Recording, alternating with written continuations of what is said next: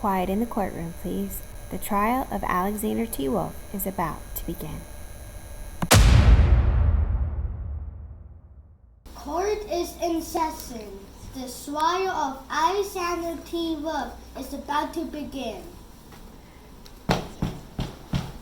You may be seated. Jury Alexander T. Wolf is accused of the crime of deliberately causing his neighbors' deaths just so he could eat them for dinner, which is against the law. It is your job as a jury to listen to the testimony of each witness and weigh all the evidence. Then you must decide on a verdict.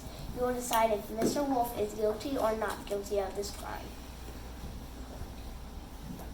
Let's begin with the lawyer's opening remarks. I will prove to you that this defendant, Alexander T. Wolf, is absolutely guilty of this crime. He probably wasn't even making a birthday cake. He just wanted a free pig dinner, and one wasn't enough. He had to have two. This Wolf knew exactly what he was doing. He was breaking the law. You must find him guilty. My. Don't be so convinced. There is no proof that my client is intended to hurt anyone. He had plenty of money for food. He didn't need to go blowing down pigs' homes for a little taste of pork. Would you go through all that trouble for a meal? My client is innocent. I will prove to you that my client is not guilty. We call the first witness to the stand. We call the third pig to the stand. Raise your right hand. Do you promise to tell the truth, the whole truth, and nothing but the truth? I do. Please tell the court about your dear brothers. My brothers may not have been as smart as I was, but they were wonderful brothers.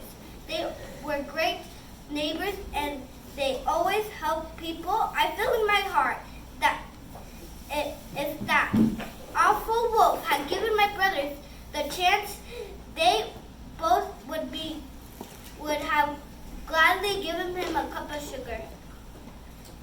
So you don't believe the sugar story? No, I don't. And I don't see how a sneeze can blow two houses down either. What happened when the wolf came to your house? Well, he looked so mean and sneaky. You know how those wolves and foxes are. You remember Little Red Riding Hood and the gingerbread man, don't you? I called the police as soon as I saw him. I knew he was up to no good. No further questions, Your Honor. Did you see Mr. Wolf blow down your brother's homes? Well, no, but Had Mr. Wolf run anyway before you called the police? well, no, but he probably would have. That is all, Your Honor. We call Officer Figs to the stand. Raise your right hand. Do you promise to tell the truth, the whole truth, and nothing but the truth? I do. Officer Figs, what did you find when you got to the third pig's house? Well, I found the third pig was shaking in his house. The wolf was running around the house screaming, "Granny, Granny," or something like that. He was acting so crazy. I arrested him and later found the other two pigs were missing. Their homes were demolished. It was so sad. Did Mr. Wolf cooperate with his arrest? He screamed all the way to the station. That's all, Your Honor. Did you ask Mr. Wolf why he was running around the house? I didn't have a chance. He wouldn't stop yelling. Did you search Mr. Wolf's house after he was arrested? Yes, I did. What did you find there? The house was a mess. The place hadn't been cleaned in months. So you couldn't tell what the wolf was planning. Well, he wasn't planning on baking a cake. I know that for much. Why do you say that? Well, there's absolutely no food in the refrigerator or in the cupboards. No further questions.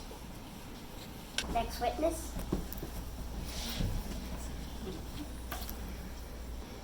We call the grocer to the stand. Raise your right hand. Do you promise to tell the truth, the whole truth, and nothing but the truth? I do. Does Mr. Wolf usually shop in your store? I'd say he comes in every now and then, yes. Does he usually buy the ingredients that you need to bake a cake? No, he usually comes in looking for things like barbecue sauce. No further questions for this witness. Did Mr. Wolf come into your store during the morning in question? Well, yes, he did. What did he want? He came in looking for things like barbecue sauce and macaroni and cheese. No further questions. You may sit down. Next witness. I call Mr. Wolf's granny to the stand.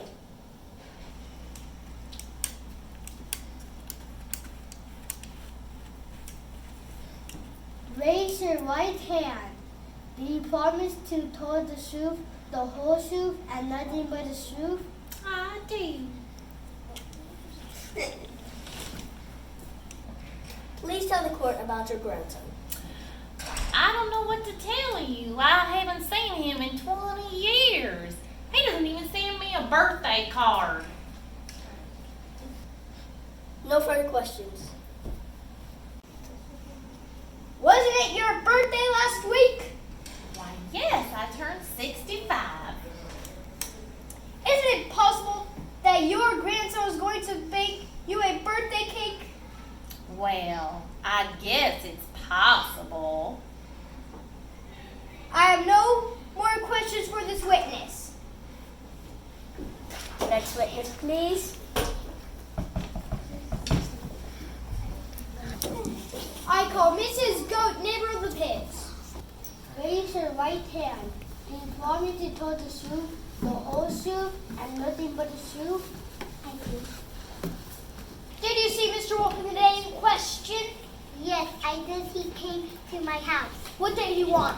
He wanted to borrow my cup of sugar and some sweet potatoes. Did you note Mr. Wolf's health that day? Yes, he seemed fine. He said it was going to be a delicious day as he was pretty happy. No further questions. Are you a doctor, Mrs. Goat? As a matter of fact, yes, I am a doctor. Is it your medical opinion and testimony that Mr. Wolf was in exact health on the day he visited you? Yes, I would say that is correct. I have no further questions for this witness. The witness may sit down. Any other witnesses? I call Mr. Wolf's brother to the stand. Raise your right hand. Do you promise to tell the truth, the whole truth, and nothing but the truth? I do. Please tell the court about your dear brother. He's a good brother. He's always there for me. He loves his family. Have you ever seen him bake? Well, once in a while he bakes cake and cookies. He's a great baker. Has he ever baked a cake for his grandmother? Well, I really don't know. No further questions. What else does your brother like to cook? My brother makes spaghetti, meatballs, chicken nuggets, and his specialty is roast pork. Aha! The wolf likes pork. Where does pork come from? Pig! Where does your brother get his pork? I'm really not sure. I have no further questions for this witness. Next witness. The defense calls Mrs. Cow to the stand. Raise your right hand. Do you promise to tell the truth, the whole truth, and nothing but the truth? I do. How do you know Mr. Wolf? I was a 7th grade teacher many years ago. What kind of student was he? He was usually a good student.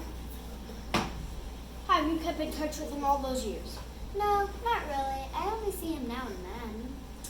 No further questions for this witness.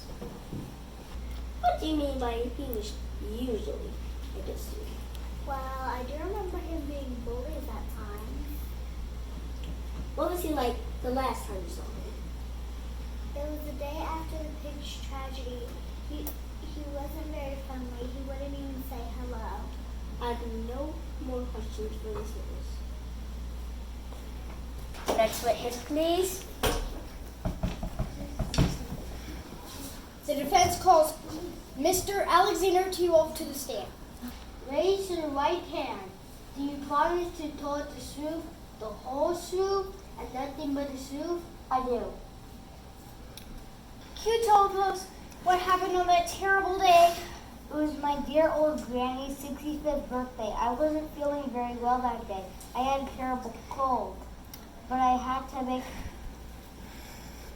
my dear old granny a birthday cake, like I always do. I started making the cake when I realized I had ran out of sugar.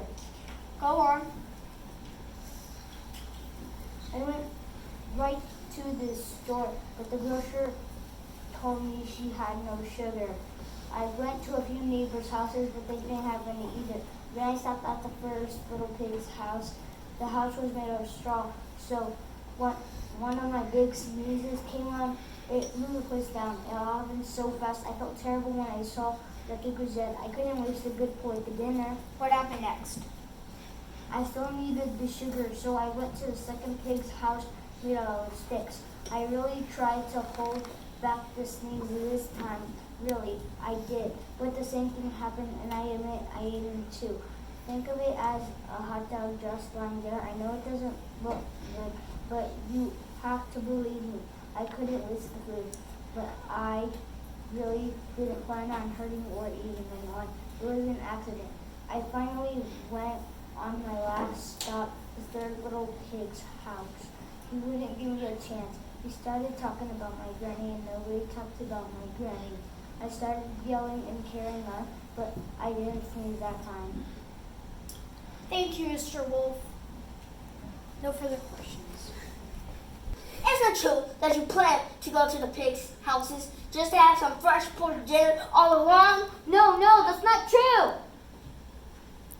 Did you huff and puff and blow our house down? No, I had a bad cold. I sneezed. I couldn't help it.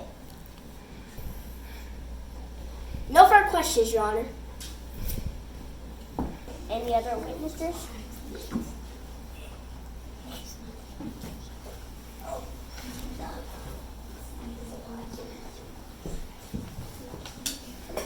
No, the defense rests. No, prosecution rests. Jury, we will now hear the lawyer's closing arguments.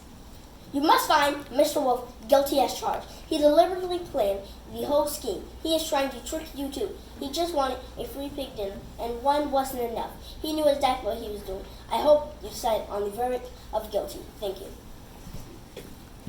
Ladies and gentlemen, Mr. Wolf is a victim of unfortunate circumstances. He never intended to break the law that day. He never intended to hurt anyone. You heard the testimony of the witnesses. He is a wonderful grandson and a good neighbor. Mr. Wolf is sorry for what happened, but he did not break the law. It was all an accident. He is innocent. The right thing to do is not find him guilty. Now it's all up to you, the jury. You will deliberate, which means talk to each other about this case. You must decide whether Mr. Wolf is guilty or not guilty of this crime.